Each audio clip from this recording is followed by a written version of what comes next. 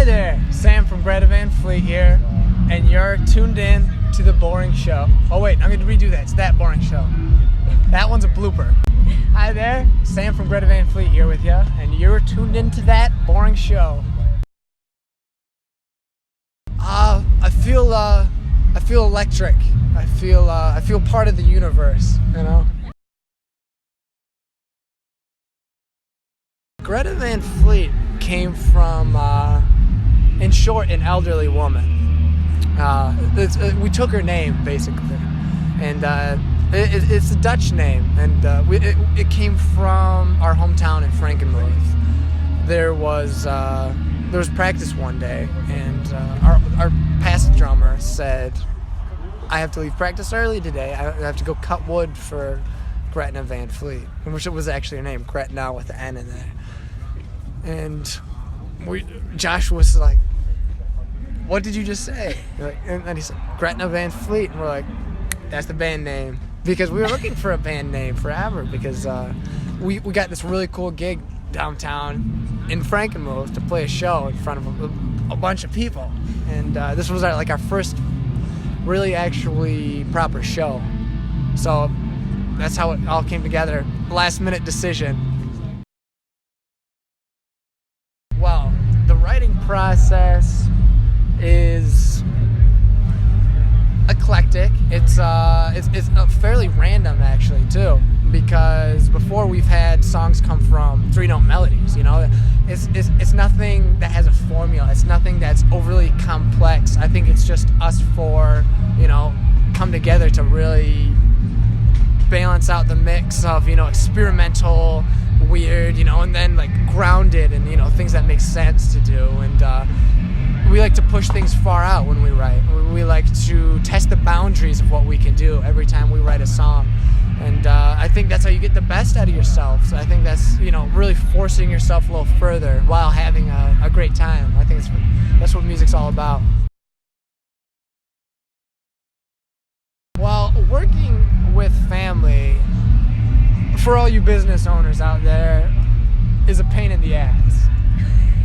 But luckily for us, I think that it really helps, not only with the dynamic of the band, and you know, I think being with, you know, Josh, Jake, and Daniel, we all have this like-mindedness, so that when we play together,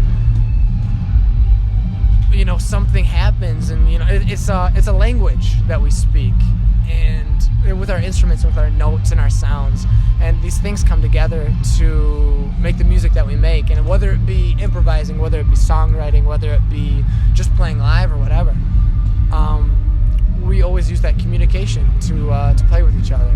And I think that being family and being so close really helps with that. I was just talking with, you know, the fashion magazine, and it's not something that is often talked about. It's not often a question, but, you know, these the fashion is such a big part of, you know, the live show. It's part of the performance, part of the sound. It's part of the light show. It's part of, you know, being on stage like a performance. And we all come from kind of the same spot artistically when it comes to fashion. And I think the most unlikely items, you know, when you're, whether it be like a big like store that's still going right now, like H&M or something like that, or like an old vintage store or something, there's these certain items that don't necessarily stick out to you, but sometimes it's like you wear it and it's like it's your new favorite thing. So we always do that together, and you know, because maybe one thing somebody really likes, and, you know, like, so once again it's creating, it's the group creating, you know, what Greta Van Fleet is. It's really eclectic.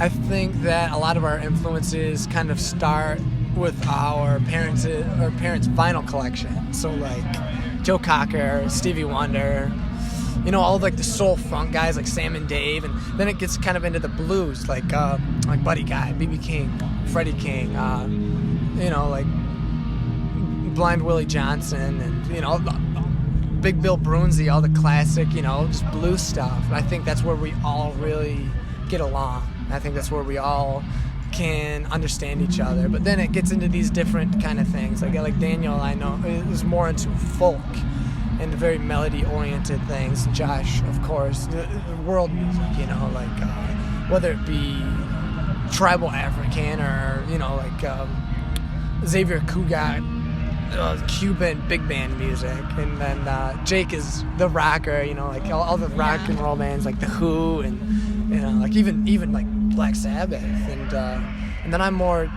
jazz-oriented, like any Miles Davis related things, you know, any John Coltrane or Herbie Hancock kind of stuff. So it really, the influences come from everywhere. And one time I think it was Santana who said, you know, you have one big influence, and that's plagiarism, you know, that's copying. And you have all these different influences, and that is, you know, that's art. You know, that's you taking what you love and blending things together with your own heart, and that's what like creating is about.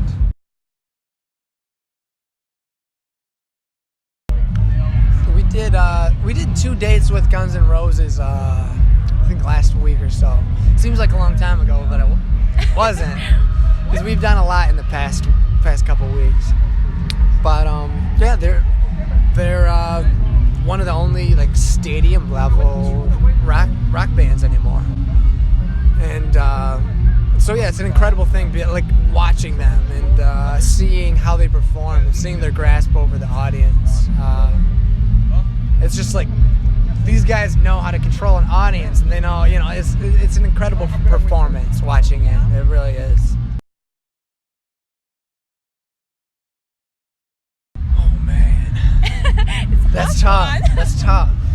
But two. I could do two, because there's actually a lot of songs that I'm absolutely in love with on the album to play. It's all, you know, I can't wait to get that record out so then we can, you know, change the setup, have a new show. But I think the one that never gets old is Black Smoke Rising. It has this sense of urgency, and it has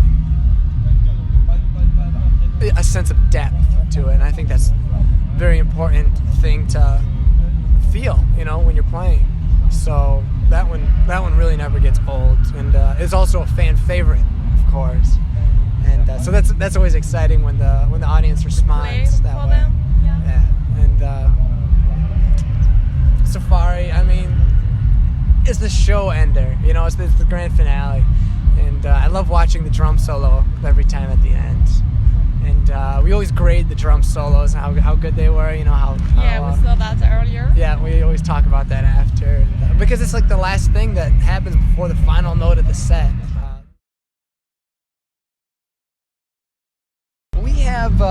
We tour with a record player over here, and we tour with a record player in the United States. But man, is that one of the most inconvenient things, traveling with all these vinyls. So we don't do that anymore. We just pick a few, and yeah, it's very difficult to create a touring rig. But you know, people always ask how, you know, what do we think about streaming? What do we think about music streaming? And personally, I speaking for myself, I love music streaming, you know, because a lot of people think we're gonna hate it, because it's like, oh yeah, you get less money from people not buying your music. You know, who cares? I don't even care if people are pirating the music, as long as they're listening to it and, you know, taking away from, you know, the music what they can.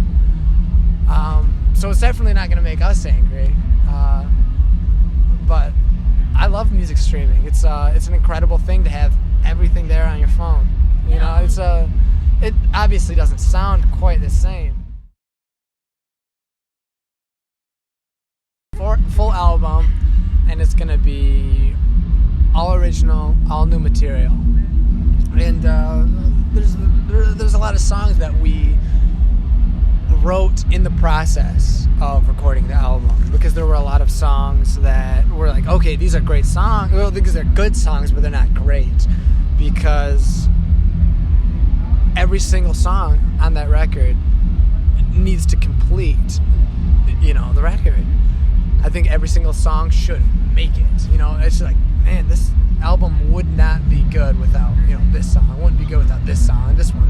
So I think we really felt that pressure in the studio, but it was just extremely fun to make the record. It was very, very fun, very great experiences. A lot of great energy went into that, and a lot of what we have learned on the road in the past year really showed. Yeah, I think that it really leaves off where we left off on the fires. So yeah, just all excitement behind it. We really pushed the boundaries of I think what we thought we could do and what we have done in the past.